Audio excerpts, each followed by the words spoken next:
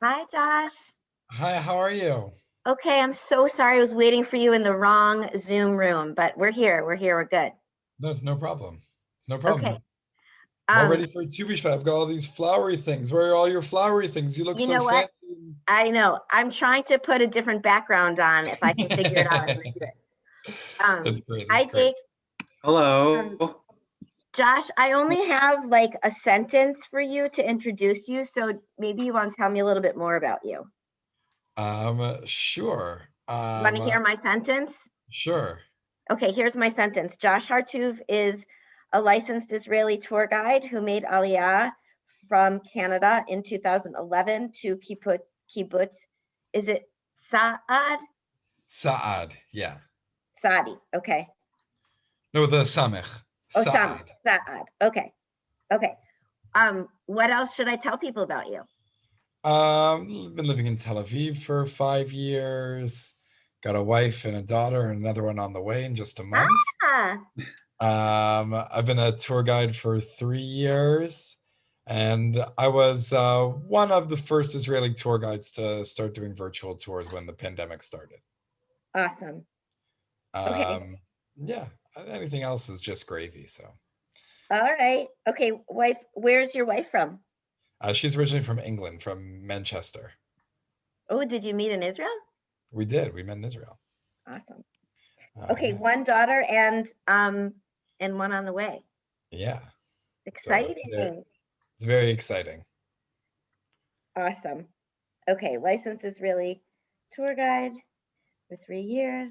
Okay. And of course I will mention your famous brother.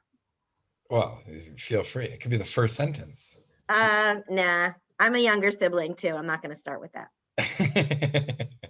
I'm the third of four. I don't know. How many siblings are you? Oh, wow. We're just two. We're just two. There's two. Yeah. Right. So you're a middle child. You're like the middle, the younger. Yeah, yeah, yeah. No, it's like my oldest sister and my younger sister, the two of them always get like left out. Like everyone always thinks that there's only three of us because they've met, three of the four. And so like my brother and I always are remembered, and then like one of the two of the sisters often gets forgotten. Nice. But since I've been in Israel for, almost 10 years, I guess I often get forgotten now too.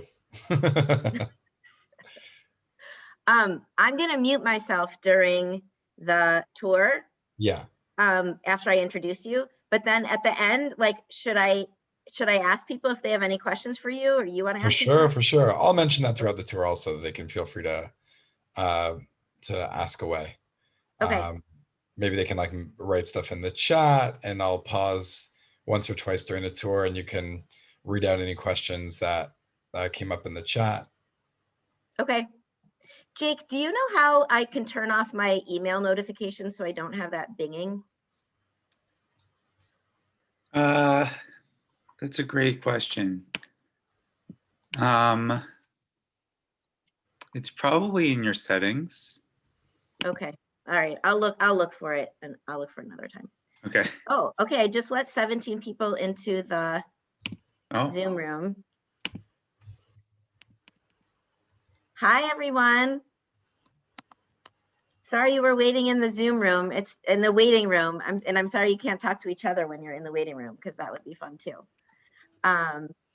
Okay, let me just see. No one else in the waiting room right now. All right, let's get started because it's Tu B'Shvat.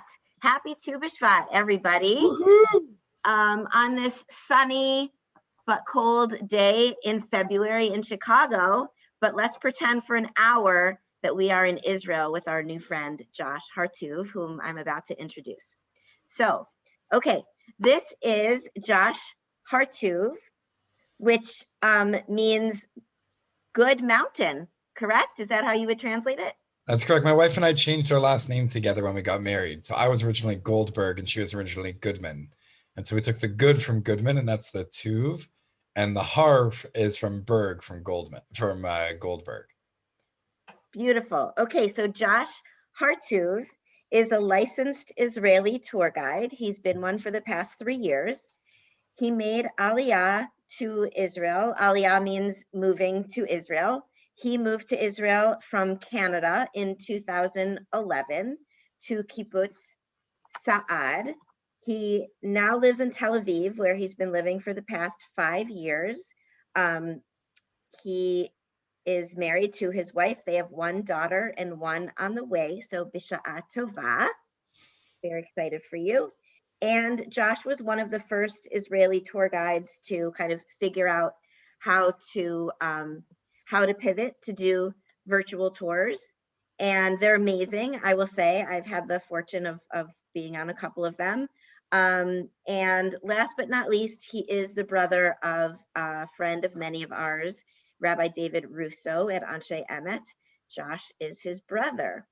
So take it away, Josh. We're so excited to have you with us. Amazing, amazing. Well, it's so fun to be with you, and thank you so much for inviting me to do a tour with you. I just want to check, can everyone hear me okay? And you can see me okay and everything like that. If you guys want, for the first minute or two, if you need to run up and find yourself something really colorful to wear, or like a fun hat or a bottle of water, because we're going to be going on a hike, get some flowery things in your headdress and all that kind of stuff. We're going to be going on a hike together, so everyone's got to get in the mood for all of that. So anyways, it's really, really nice to be with you all. I see Lisa already has her shkediot as the background. That is perfect for today. Happy Tu B'Shvat to all of you guys. It's Tu B'Shvat already here in Israel, and I guess for you guys, it'll be later on tonight. Well, it is very, very fun to be with all of you. And I saw some of the excitement that you guys had when you heard that I am my brother's brother.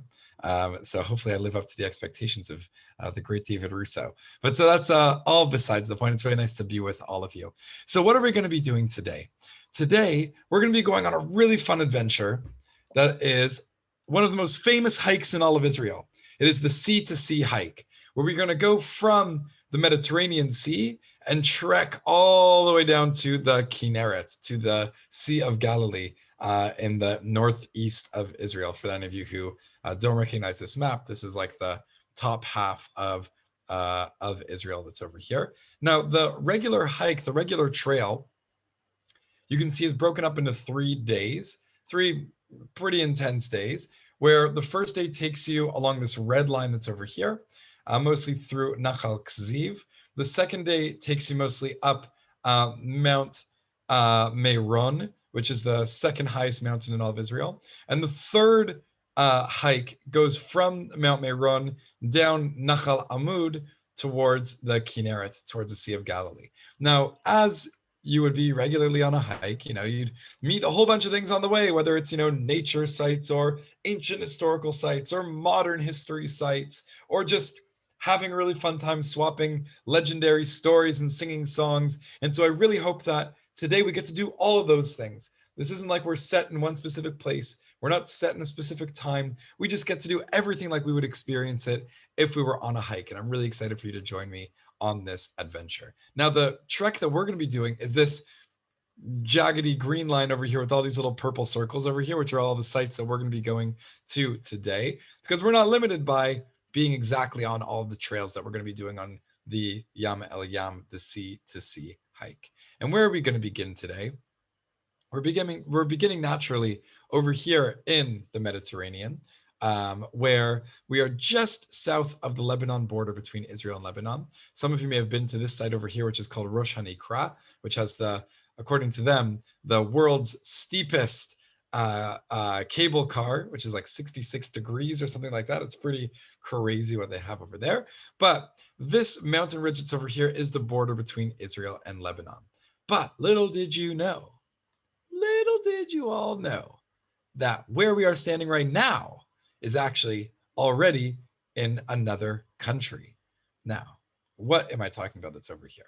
This whole house and property complex over here is all under the ownership of these two people, Rina and Eli Avivi. Now, Eli Avivi just passed away a couple of years ago, so now it's under the ownership of Rina Avivi.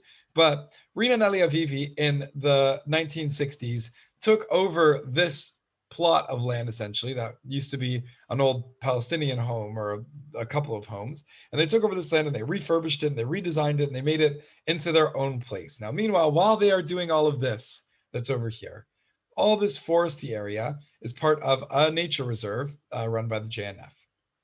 And JNF wanted to purchase all of the land over here of Rina and Eliavivi to make it again part of, a JNF land. But Rina and Eliavivi did not want to sell the land to JNF, and this whole dispute ends up going up to the Supreme Court of Israel, which ends up deciding in the favor of the JNF. Now, this makes Rina and Eliavivi really upset. So what do? They say, okay, well, you're not the highest court. You might be the highest court in all of Israel, but you're not the highest court in all of the world. So what do? They declare themselves a micronation called Achziv land. And this little property over here is its own country, population at the time too, with a constitution, with President Eli Avivi, where people could come, tourists, Israeli tourists could come, or any tourist could come. You go and you get a little souvenir passport, you get a little stamp in that passport, and any number of different things that celebrate this hilariously ugly but really cute flag that celebrates the country of Achziv land. And this is a place that people would go to really all through the late 60s and early 70s especially, was real inspiration for the Israeli counterculture movement, where you'd have people who, where people who would come and they'd get married in Achziv land who didn't want to get married under the rabbinate and things like that. Not that it was very accepted under international law or whatever, but that's all besides the point. It's all really just more about the fun story in general. But why am I here telling you about this? It's because this is a place that inspired this counterculture movement, but also inspired many great poets, and most importantly, most significantly of all the poets, the great Naomi Shemer, who wrote this song.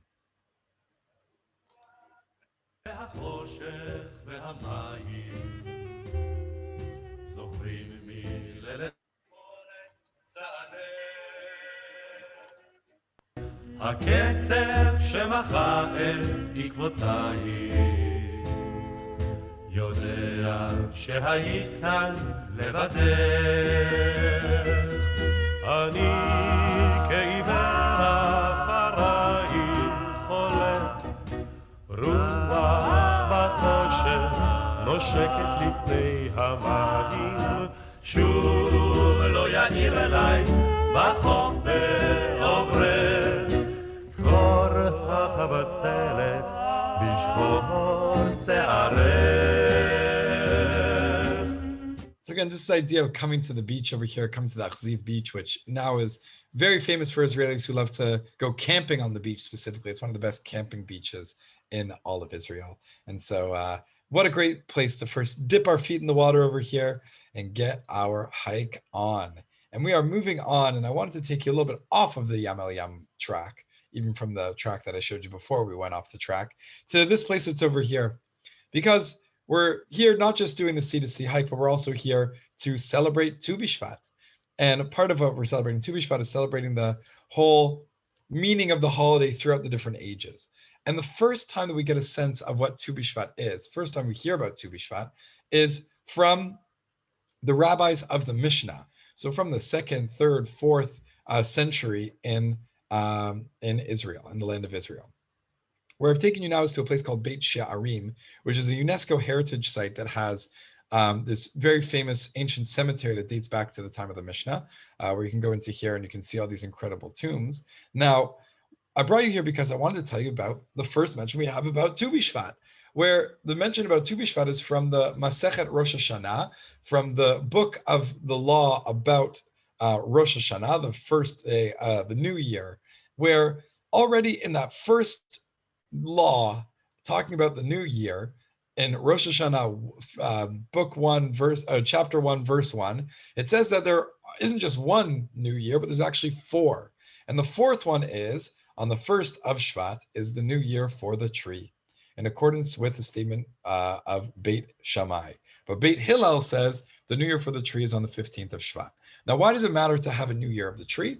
Most likely, this really only mattered legally, that when you have to legally deal with which fruits are the fruits that have to go to the priest and which ones stay with you, or which fruits have to be, whatever, various laws have to do with fruits and nuts and stuff that would have had to have, that were the laws of the time. So they need to come up with a start date for when the year begins. And so the year began with the first blossoming tree, which is the Shkediya, which is the almond tree, during right after the winter season, which is the month of Shvat, which is where we are today. Now, why is it the 15th of Shvat instead of the 1st of Shvat? You'd assume that the new year would start on the 1st of the month and not on the 15th of a month. So there's a sociological argument that comes from here, which is that Beit Shammai often represented the more aristocratic society, which would have had more money and more access to water, more access to better fertilizers and things like that. So often their trees would, be healthier and bloom first, while Beit Hillel represented more the lower or middle class, where maybe it would take a couple more weeks for these trees to bloom. But that is the beginning of when we first hear about Tu B'Shvat. Now, when the early Zionists come around in the 1890s, early 1900s, there's a whole new custom that starts from Tu B'Shvat, which is to plant trees. Now, this is an image of Kibbutz Hazorea, which is all the way in Emek Yisrael, in that area. But the first planting tree ceremony really took place in Zichron Yaakov, already in the late 1890s. And this was kind of the beginning of making Tu B'Shvat into, not just this distant thing that we read about in the Mishnah, in the Jewish law codes, but something that is really practical. And if we're talking about a new year for a tree, well, let's go plant trees. And so it became a huge, huge, huge and important custom to this day to go and plant trees all over Israel, where to this day, if you go to, JNF websites, the JNF Twitter and Instagram are going crazy all day today, all week this week, really, to, remind people about their own to remind people and encourage people to continue to donate, of course, but to plant trees in the land of Israel, continuing on this tradition. Now, with all of that, if we're talking about planting trees already, let's play a song.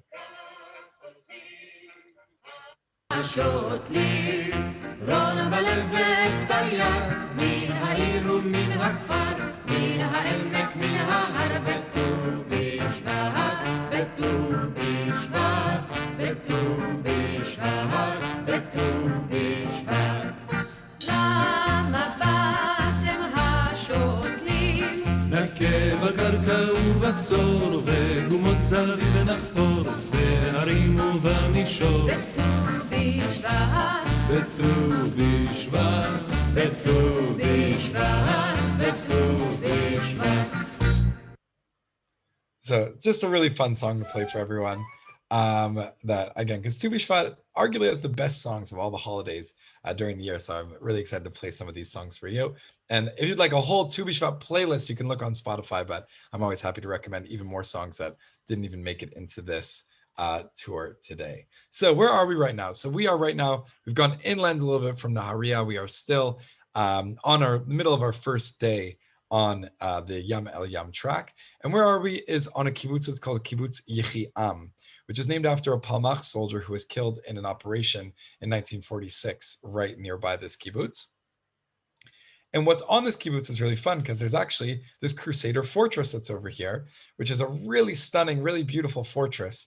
That's especially fun because you get to go on the balcony over here, or really one of the floors over here, and you get to take a beautiful look all the way out to the Mediterranean and to look at the beautiful Nachal, the beautiful valley that's down below. But we get an even more beautiful sight today because we are even further above the Crusader fortress and get to look at the sun setting on the Mediterranean and get the beautiful valley of Nachal Yechiam just down below. Now, what was really cool about Kibbutz Yechiam back in the day was that there was Malka Brewery here, which is Israel's most successful microbrewery. It's the largest microbrewery in Israel, which got so big that they ended up having to move off of the kibbutz. But it used to be that you could sit and have a Malka beer while taking a look over here at the Crusader Fortress and the valley below. One of the most picturesque of all the breweries in Israel, which there are now a few breweries in Israel, which is pretty fun.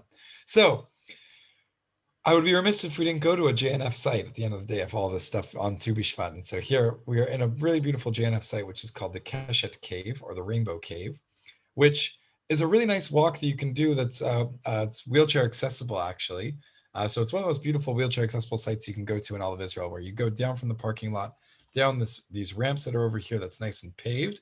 And at the end of the trail, you get to go on this beautiful cliff where you see all the lower Galilee down below you and this incredible cave that's over here. Now, why do I call it a cave? Because it used to be a cave but the top of it collapsed, leaving this arch that's over here.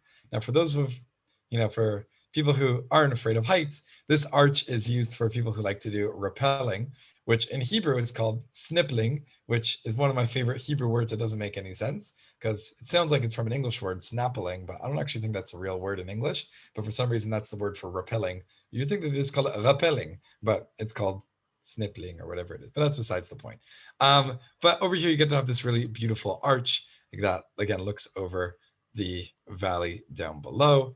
And right after that, the peak of day one on the Yam El Yam hike, on the Sea to Sea hike, is when you get to come over here, where you see probably the most beautiful spot in all of the Sea to Sea hike, which is where you see this Montfort, which is one of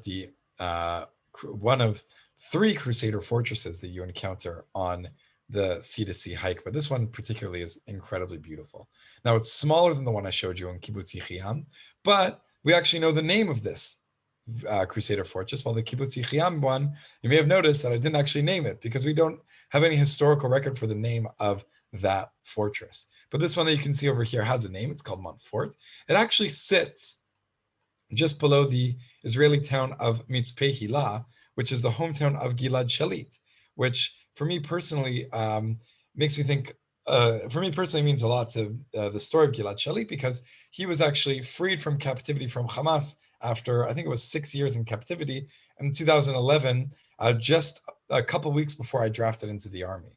And so this is Gilad Shalit, just after he was freed from Hamas. Noam Shalit, his father, Prime Minister Netanyahu was prime minister then and now and probably forever, and Ehud Barak, the defense minister of Israel at the time over here, who all worked together to free Gilad Shalit from Hamas. Now, this place, this park that I've taken you to over here is a park that's called Park Goren, which is also actually a JNF park. Now, what's really fun about going to Park Goren, and because again, we're on Tu B'Shvat, let's talk about nature. So this Nachal, this valley that's down below, perfectly demonstrates the difference between north-facing mountains and south-facing mountains. So this side that's over here, which is much more bare, is the side of the valley that faces towards the south, which gets much more straight on sunlight with little breaks. And so this, this side of the mountain that's over here, again, is you can see is just kind of dominated by all of that sunlight. While this side that's over here, which is much more full of green, is the side that is the north-facing side, which has a little bit of shade, which allows for many of the trees and the plants to keep much of its moisture for just a little bit longer, while also getting lots of sunlight so that it can grow, a lot. And this Park Goren is, again, incredibly beautiful from up above, as we got to see and we got to enjoy the views. Now, it's even more beautiful from down below, especially during this time of year. Now, this image from Google Maps, from Google Street View, must have been taken during the winter. And I believe it might have even been taken during the month of Shvat. We know it definitely during the winter because you can see all of the water that is rushing through this valley, where generally throughout the year, when you go in the late summer, you'll see a few puddles here and there, a few springs here and there, but you don't see it as rushing with all this water like this person who uploaded it to Google Street View can show you. But I know that it's in the month of Shvat because of these little red dots. These little red dots, for any of you who have a well-trained eye with flowers in Israel, this is the national flower of Israel. Anyone want to shout out just to show off your knowledge of Israeli botany? Does anyone know the national flower of Israel? It's not the menorah. It's also not a red lulav. poppy, no? It's a red poppy. It's actually not called a poppy. It's called an anemone. Anemone in English, but in Hebrew it's much easier to pronounce. Kalaniot or kalanit. Now the kalaniot mostly are famous for appearing in the northwest Negev area near the Gaza Strip area, where there are fields and fields and fields of these red poppy-like looking flowers or anemones. This beautiful, beautiful flower that you can see that. Again, the flower itself is really pretty, but what's pretty about it is when all these fields just turn red, just so much red everywhere. Now, they don't just appear in the Northwest Negev, of course, they appear all over Israel, but they're most famous for in that area because they were able to just kind of take over tons of fields. Now, what's interesting about the kalaniot and about these flowers is that Israelis love wild flowers. And all through the 1940s and 50s and 60s, it was such a big trend. It was such a big important thing for if you were a student going on a class trip and you went on a beautiful hike, you would pick a flower and take it back home to your parents to show your love of nature. But by the early 70s, the Parks Authority in Israel realized, all these kids are going to the same sites, picking all the flowers and bringing them home. These flowers are going to go extinct. They're going to become endangered. And they were. So what did they do? Outside of all of the parks, they started placing these posters, which say in the middle, Asur liktofotam, it is forbidden to pick these flowers. So what happened? Naturally, the Israeli students were very clever. And instead of picking the flowers, they started picking these posters.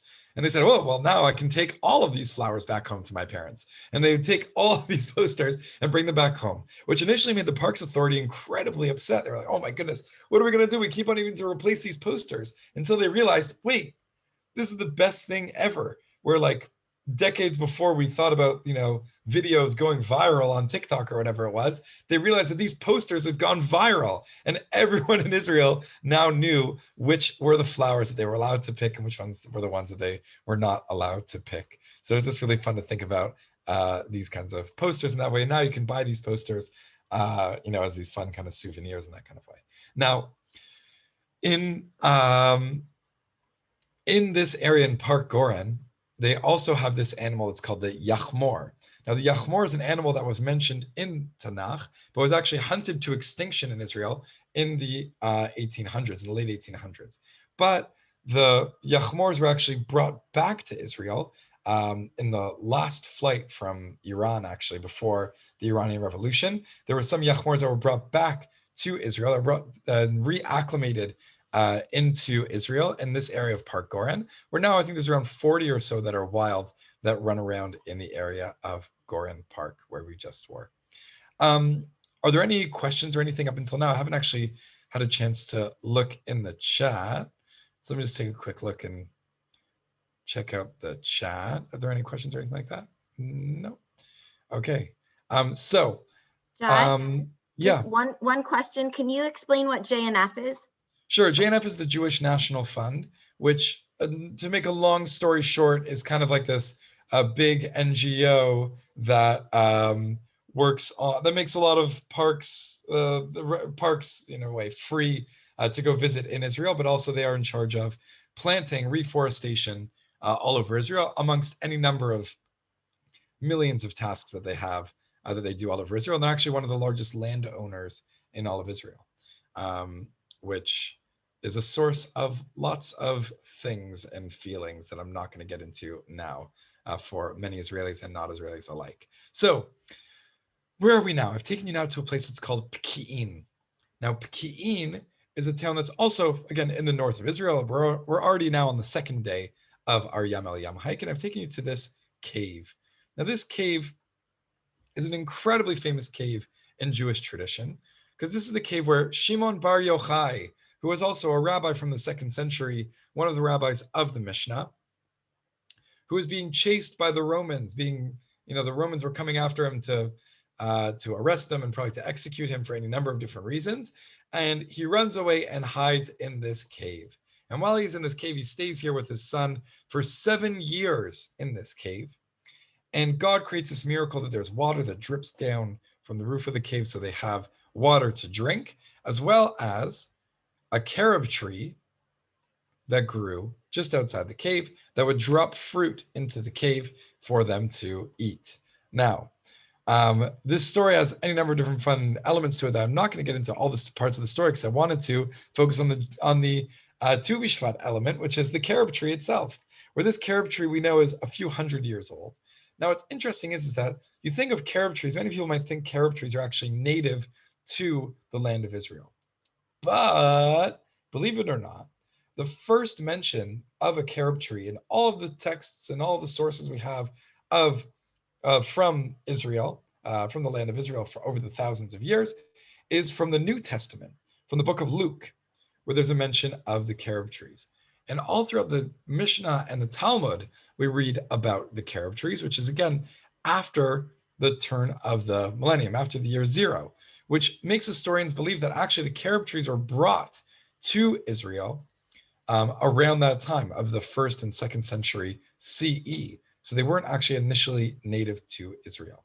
Now, I'm bringing that up because the carob trees have a really interesting kind of trees in Israel are generally associated with various human personality traits. And the carob tree has a lot of weird personality traits that are associated with it. Ones that you wouldn't necessarily associate with trees. One is that the name carob, if any of you guys know the name carob in Hebrew, are there any of you guys who know? It's actually pretty close to the English name for it.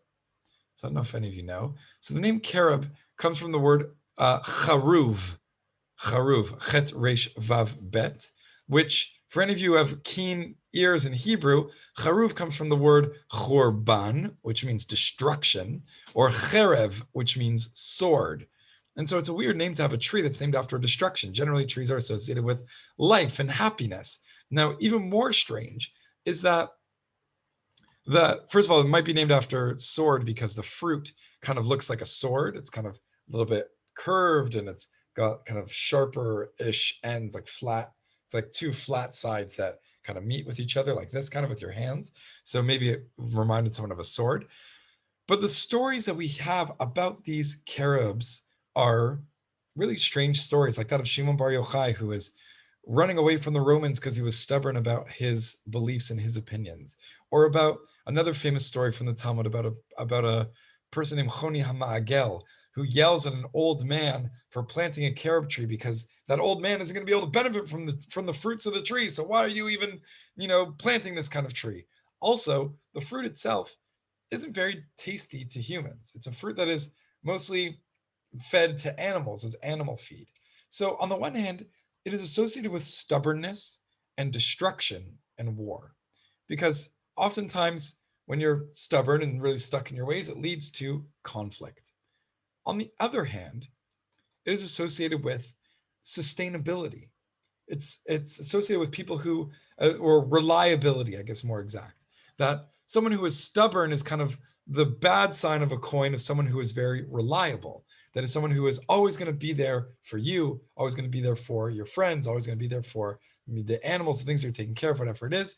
And carobs are incredible at just lasting through the ages, and their fruit, even though it isn't very tasty, is something that is very filled with lots of nutrients that are good for humans and also good for animals as well.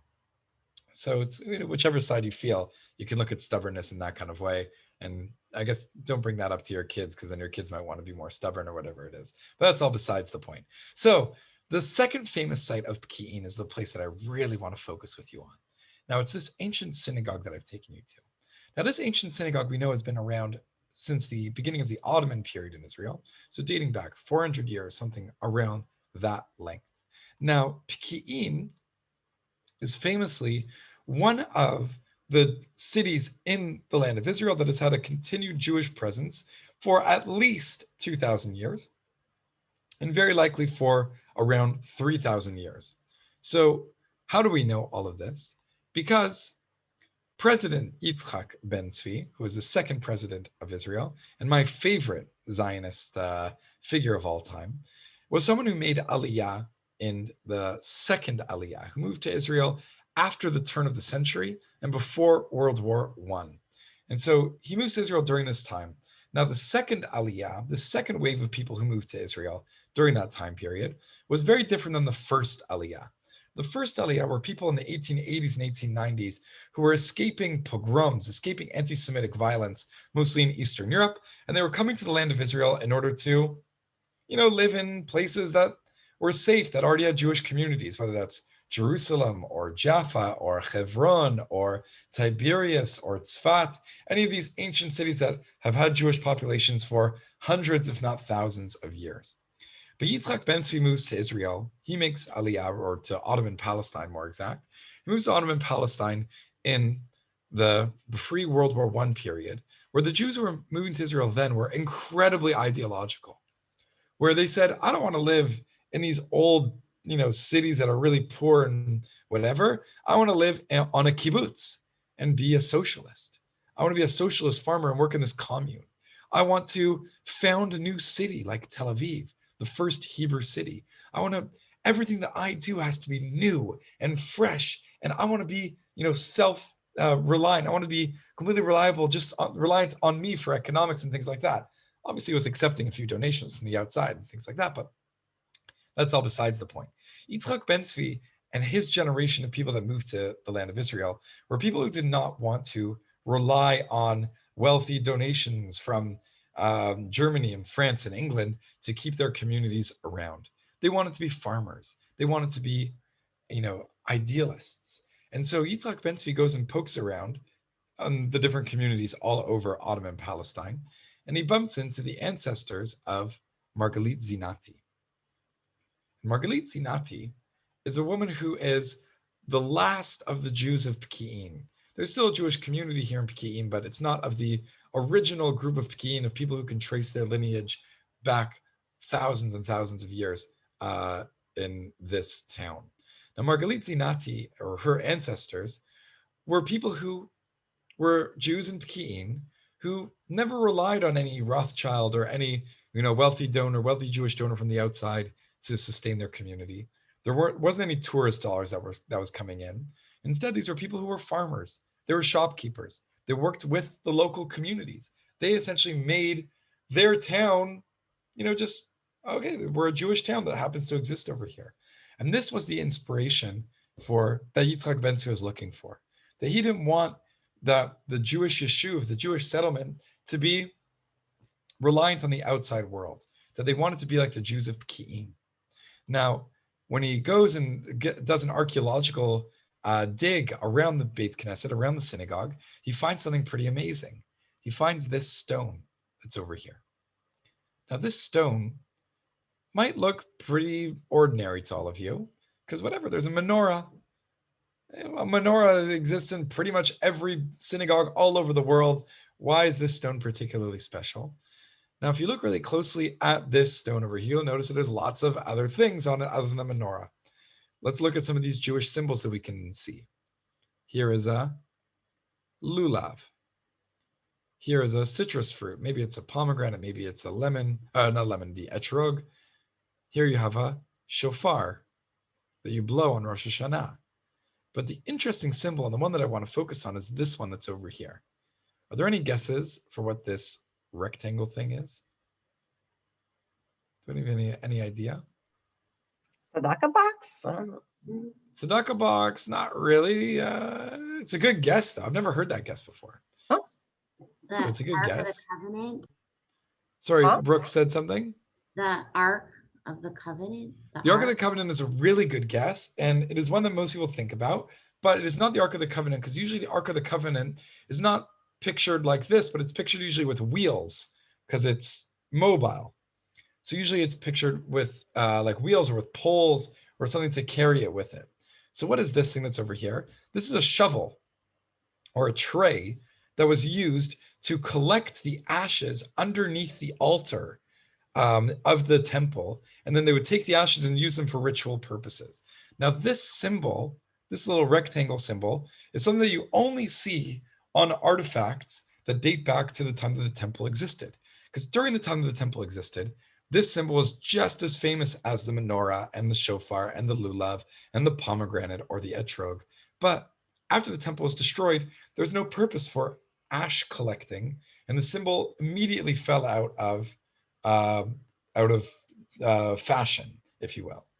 But so any stone that you see that has this image on it, you can date it back 2,000 years, which means that this menorah that you can see is a menorah that someone would have seen with their own eyes and put it to stone. This is in a way a Polaroid picture of the menorah, or a selfie, if you will, of someone who would have seen the menorah with their own eyes. And even more significantly, or maybe equally significantly, is this stone that was also found over here, which again dates back to that same time period, where this is an image of the entrance to the Holy of Holies in the temple, the holiest place in the world for Jews, where you can see the spiraling pillars at the entrance to the doorway that goes into the Holy of Holies, which you can see also here on the Ark, the Torah scrolls, where the Torah scrolls are kept. On the Ark over here, you can also see these same spiraling pillars. Now, I want to go back to Yitzchak Ben Tzvi for a quick second. Now, he's honored to be on 2 different sets of 100 shekel bills, both of whom are out of print. So this is 2 sets ago from the time that we already exist. Now, behind Yitzchak Ben Tzvi's face is the Jews of the Mizrahi world, which he spent his whole life researching Jews that descended from Muslim lands. But on the back side of that bill is the carob tree and the synagogue and the city of Pki'im. On the next 100 shekel bill, you have, again, Yitzchak Ben Tzvi over here, the president of Israel, the second president of Israel, the synagogue of Pki'im, the carob tree next to the cave, and the menorah right behind his head. So it's just really cool to think about, how this has had an impact on Israeli society, the story of the Jews of Pki'im. Now, let's go back into Tu B'Shvat mode for a quick second. Taking to a place that's called Ein al-Asad, which is also around the second day on our hike, where it is in this place that you can see olive trees that date back 1,500 years, maybe even more than that, including this tree where it has around 7 meters circumference, which 7 meters is around, I think, 8 yards or so. So walking around, which is pretty impressive. This is when I took a family on a tour, taking a look at some trees that are around 1,000 years old. So pretty new olive trees in the land of Israel. Now, for any of you who are olive oil aficionados, I recommend that next time you get Israeli olive oil, try to get Sura type olive oil. The Sura type is the type that comes from the ancient trees, that comes from trees that are older than 200 years old. So I highly recommend Sura. So get that kind of olive oil next time. I can give you some brand recommendations another time if you'd like which labels to get, but definitely take a look out for that. But where we are right now is also the place where we can see the most beautiful shkediot, the most beautiful almond trees, which is what this holiday is all about. פורחת ושמש פזורחת, ציפורים מראש כל גג, מבשרות את בוא החג. ט"ו בשבט הגיע, חג לאילנות, ט"ו בשבט הגיע, חג לאילנות. הארץ משוועת, הגיע עת לטעת, כל אחד ייקח לו עץ, בעטים נצא חוצץ. ט"ו בשבט הגיע, חג לאילנות, ט"ו בשבט הגיע, חג לאילנות. So you're going to get to see these really beautiful shkediot. Why do we sing so much about them? Because they're the most beautiful trees in the whole world, where you can look at the backdrop of Lisa, who also has some shkediot in her backdrop that are over there that are a nice close-up image, if you will. But especially the shkediot are so beautiful when you drive between Tel Aviv and Jerusalem, and all these kind of bushes and stuff that look kind of ugly throughout the year. All of a sudden, when you drive on that road, and this time in January and in February, you see these stunning white and pink flowers where these almonds are in full bloom and are just so unbelievably beautiful. So there is lots to celebrate on Tu B'Shvat when you get to see what used to look like ugly shrubs makes a really beautiful and stunning tree. So let's continue on our hike over here. We're now in the heart of day 2, really closer to the end of day 2, where we're on the top of Mount Meron, which is the second highest mountain in all of Israel. You can see the Kinneret that's off in the distance. We're standing somewhere over here, just to the west of Tzfat, all along Mount Meron. Now, part of Mount Meron is on Shvil Yisrael. So for any of you who have ever heard of Shvil Yisrael before, it is the Israel National Trail, which you can see this marker that's over here, this orange, blue, and white marker. It's a trail that I had the pleasure of doing after I finished the army in 2014. I went on the Israel National Trail, where you can see, again, the orange, blue, and white sign is just over here, and me hiking, going this way. Now, why do I want to talk about the Israel National Trail? Because I want to point out why this marker is orange, blue, and white. You would think that the Israel National Trail which is the trail that goes all the way from the north of Israel to the south of Israel, or from the south to the north. That's a 3-month-long hike, one of the best hikes you could do in the whole world. It's like a top-rated hike all over the world.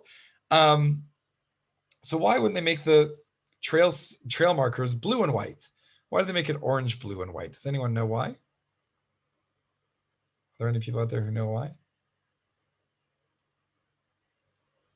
So it's orange, blue, and white because the landscape in Israel. The orange represents this whole almost bottom half of the country, which is the Negev, the desert of Israel. We have the orange, and brown, red soil of the desert that's over here. Come the middle of the country, you're next to the sea, so that's the blue. And when you get up to the north part of Israel, it's a place where it snows once or twice a year, especially when you get all the way up to the north, right by the Hermon mountain, the highest mountain in Israel, where there's always snow peaks every single year.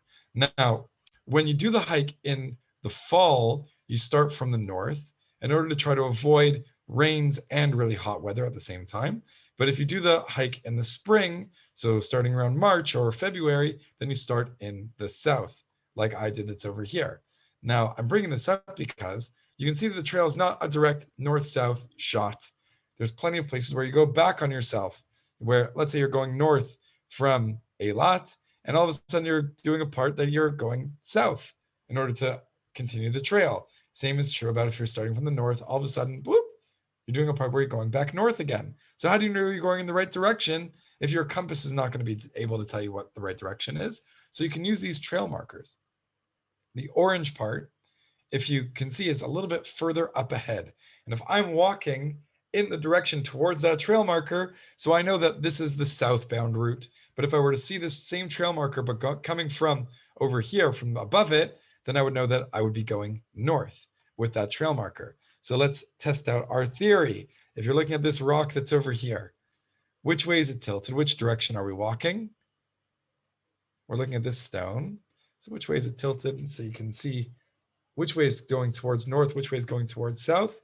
You can see it's tilted a little bit to the left, which means that the white is a little bit higher up than the orange, which means that this way is towards the north. Now, the start of day 3 of Yam El-Yam takes you to the capital of the Galilee, the biggest city in the Galilee, which is this over here, which is the city of Tzfat, which is incredibly beautiful from above, where you can see from all the way up here from our beautiful vantage point. You can see all the way in the hills of Lebanon, just to the north. You can see the Hermon mountain, the highest mountain in all of Israel, just off in the distance over there. You can tell that it's summertime because you don't see the snow peak, the snow on the peak of the Hermon. You can see the whole Chula Valley and all these mountains over here, which during the wintertime are lush and green, look like a desert landscape in the summer. So again, we get these like very different kinds of views depending on what was uploaded on Google Maps, which is just kind of really fun in a way to look at that. Now, I wanted to take you to Tzfat specifically because Tu B'Shvat doesn't just mean, well, it was a very legal view of a new year during the time of the Mishnah, and only about planting trees and singing songs in the Zionist period of the last 100 or so years. I wanted to focus on a different revolution that took place in Tu B'Shvat, which took place here in Tzfat. Now, before I do that, I want to take you to the artist quarter, where you can see this really ancient fig tree that's over here, where this fig tree is one of the 7 species of Israel, which figs are mentioned throughout all of the Bible, throughout all of Tanakh, where the most famous reference to the fig trees is from Adam and Eve, Adam and Chava, who, when they discover their nakedness, they cover themselves with the leaves of the figs. But what throughout Tanakh, they don't really mention, throughout the Bible, that's not the main reason why the fig tree are mentioned. It's not really necessarily mentioned about humility. It's more mentioned in light of peace, where in the book of Micah, for example, there is the famous line of Lo yis'u goy al goy cherev v'lo yimladun od milchama, that nation shall not take up sword against nation, and they shall never know again war anymore. But the next line that's right after that is, but every man shall sit under his grapevine or fig tree, with no one to disturb him, for it was the Lord God of hosts who spoke.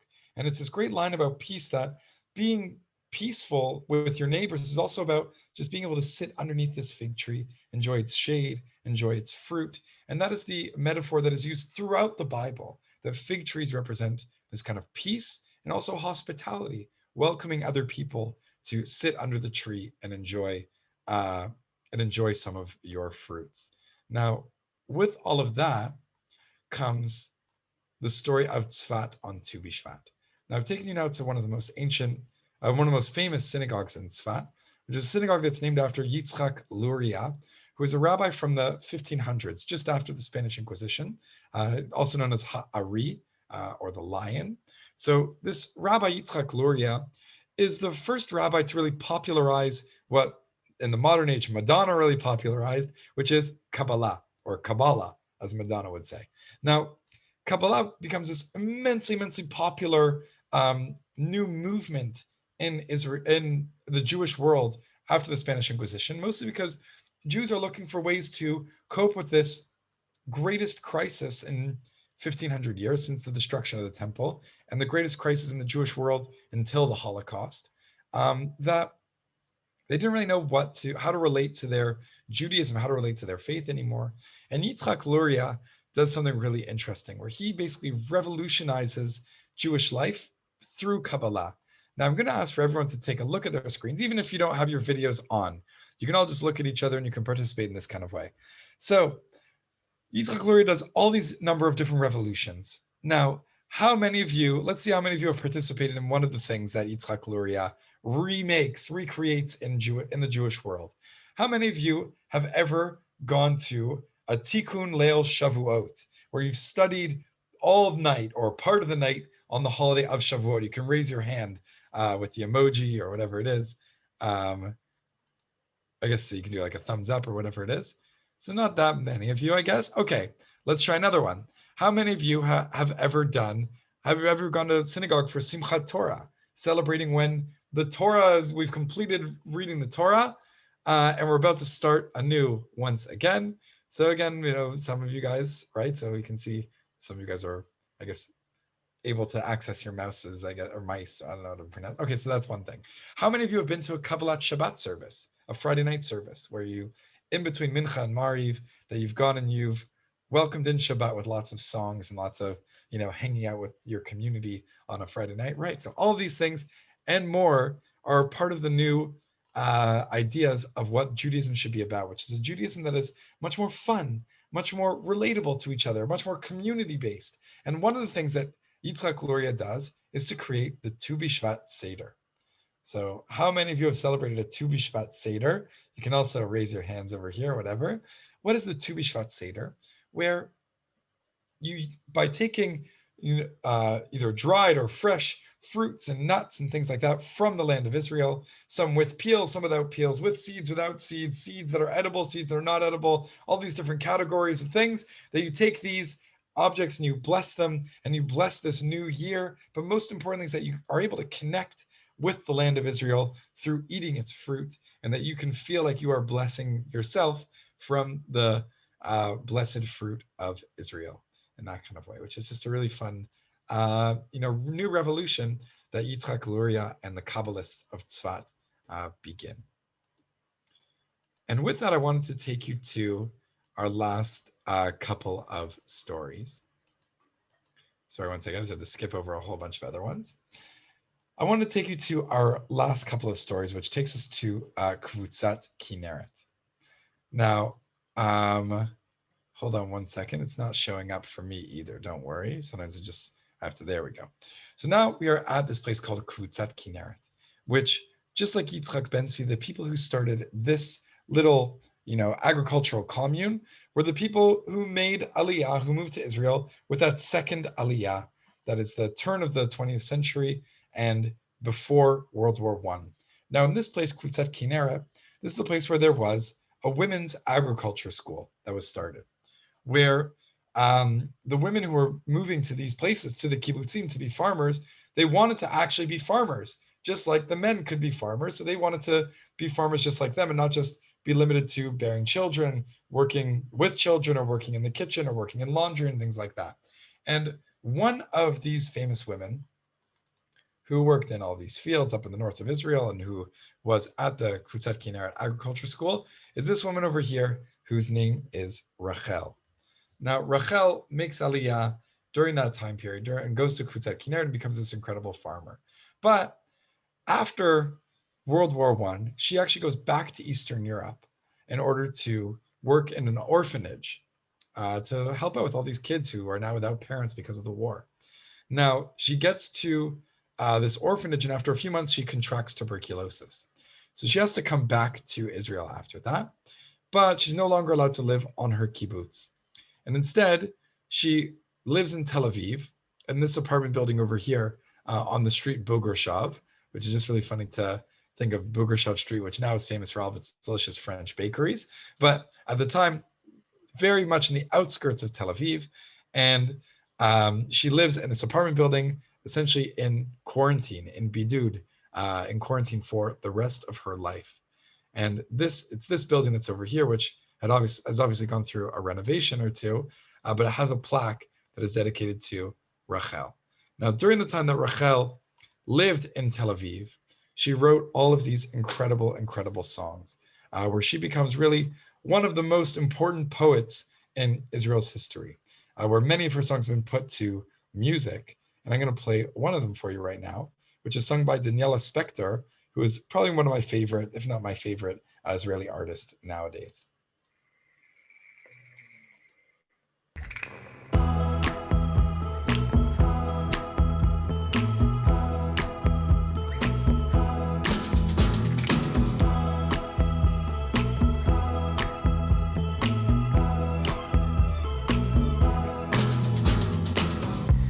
תשמע קולי, רחוקי שלי, התשמע קולי, באשר הנך, קול קורא בעוז, קול בוכה בדמי, ומעל הזמן מצווה התשמע קולי, רחוקי שלי, התשמע קולי, באשר הנך, קול קורא בעוז, קול בוכה בדמי, ומעל הזמן מצווה ברכה, ארץ זו רבה ודרכים ברב, נפגשות לדעת, נפרדות לעד, מבקש אדם אך כושלות רגליו, לא יוכל למצוא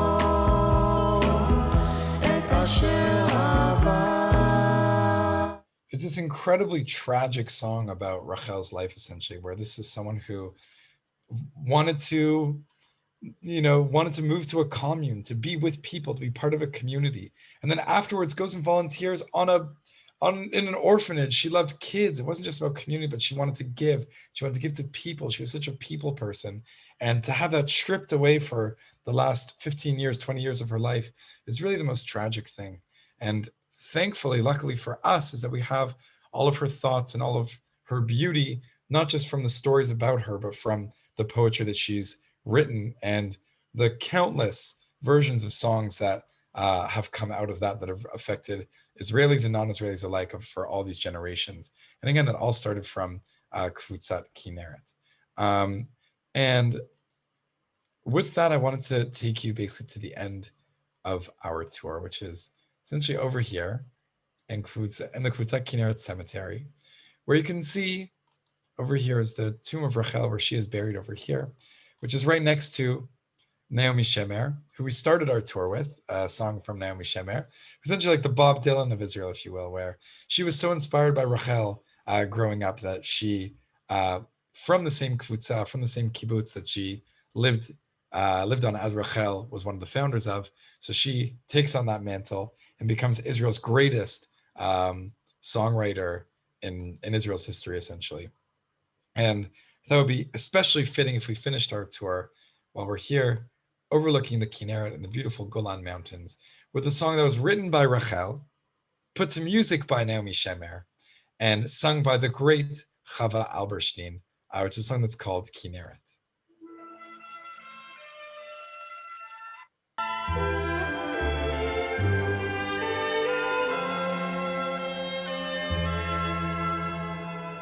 שם הרי גולן, הושט היד וגם, בדממה בוטחת מצבים, עצור, בבדידות קורנת, נם חרמון הסבא, וצינה נושבת מפסגת הצחור. שם על חוף הים יש דקל שפל צמרת, סדור שיער הדקל כתינוק שובב, שגלש למטה ובמי כנרת, ובמי כנרת משכשך רגליו. This really beautiful song that, again, is all about being here. We can like touch the Golan Mountains. We're so close to it. We talked about the Hermon on our hike and the white peaks, and that think about that color white from the Shvili Yisrael, from the Israel National Trail. We spoke about trees, even though we didn't speak about palm trees, but we spoke about any number of different trees in the land of Israel. We spoke about obviously getting to the Kinneret, getting to that water, getting to looking at the blood red of the anemone, the Kalaniot of Israel, and looking at the beautiful flowers that exist here. All while, walking without a slouch, because we didn't actually end up doing much walking. We mostly sat in our chairs. But we all did this all in just 1 hour, as opposed to in a 3-day version of a hike. And look at all the places that we went to, all of these sites that we, ran through just during this time. And with that, I wanted to thank you all so much for joining on this adventure. And I'm happy to stay on for however long you guys have questions still. If you guys feel like this is something that of another community, or that you're connected to a school or a shul that you think might also benefit from these kinds of tours, you can feel free to reach out to me, josh@hartuvtours.com. And you can feel free to spread the word about these kinds of virtual experiences that I've got around 15 in my bag of tricks. So I think I'm actually 17 now. And so you can always feel free to reach out to me that way. You can leave a rating for me on Facebook or on TripAdvisor. I'm at Hartuv Tours, as you can see in my name that I've got my email over here. So at Hartuv Tours, all one word. You can follow me on Instagram and on Twitter. I also have a podcast even that's called the Critically Zionist Podcast. If you feel like you need a new podcast to listen to, it's a podcast for people who see Zionism as critical while also being able to be critical of Zionism. So with all of that, I'll turn the floor back over to you guys, and thank you so much. And I'm happy to take some questions from you all. Thank you, Josh. Does anybody have any questions for Josh, our wonderful tour guide? So enthusiastic and musical and fun. Thank you for making Tu B'Shvat sunnier for all of us. Anyone have any questions for Josh about places in Israel, flowers in Israel? Josh, what's your favorite thing to eat on Tu B'Shvat? Oh, well, I come and go with like waves with whether I like dates or don't like dates. And right now I'm very much in a date zone where I love like filling it, like taking out the seed and putting a walnut in it. And like, that's always really delicious. So I'm right now into that. But if you ask me in a couple months, maybe I'm not going to be as into it. Depends on if you have a good date or not or whatever. Okay. Other questions? Do kids still go out and plant trees on Tu B'Shvat? Yeah, of course. We just had a fun Zoom with my shul here in Tel Aviv, where someone from the synagogue like went around and gave everyone little like basil or whatever different kinds of plants, whatever to plant in their gardens. But yeah, definitely people go out and plant trees still to this day. So it's really fun. Awesome. All right.